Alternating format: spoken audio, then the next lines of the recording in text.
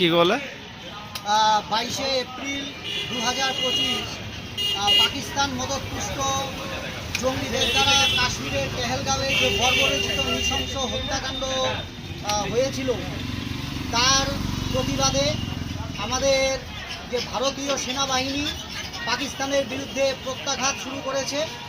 একটা যুদ্ধের পরিবেশ তৈরি হয়েছে, রীতিমতো যুদ্ধ চলছে পাকিস্তানের বিরুদ্ধে, সন্ত্রাসবাদের বিরুদ্ধে। ভারতীয় সেনাদেরকে কোচবিহার আস্থা ফাউন্ডেশনের পক্ষ থেকে আমরা স্যালুট জানাই। তারা আমাদের জন্যই জীবন বাজি রেখে তারা যুদ্ধ করে চলেছেন।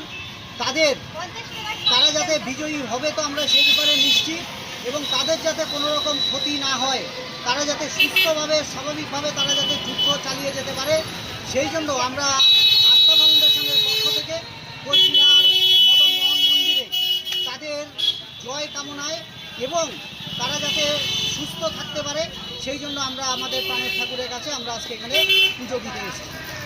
দাদা আপনার নাম? আমার নাম বিপ্লব তালুকদার, কোচবিহারের একজন সমাজকর্মী।